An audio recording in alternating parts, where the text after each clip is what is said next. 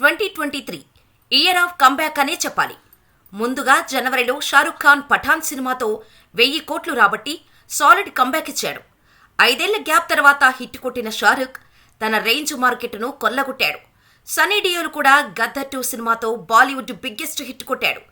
ఈ cinema solo Hindi collections కొత్త bench మార్కును సెట్ చేశాయి. సూపర్ స్టార్ రజనీకాంత్ హిట్ కొట్టి చాలా కాలమే అయింది. ఆ హిట్ లోటుని, ఆ ఆకలిని తీర్చేసింది జైలర్ సినిమా.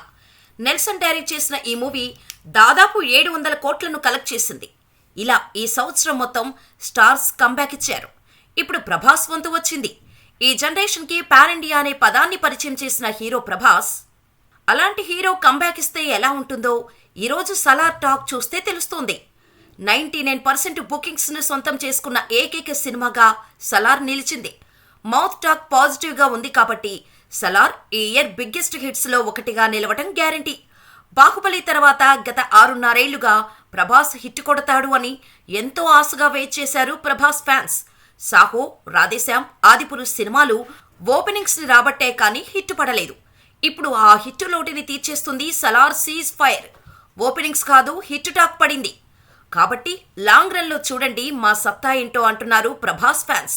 యావరేజ్ టాక్ అయినా వస్తే బాగుండు అనుకుంటున్న ప్రభాస్ ఫ్యాన్స్కి సలార్ యునానిమస్ హిట్ టాక్ వచ్చేసింది.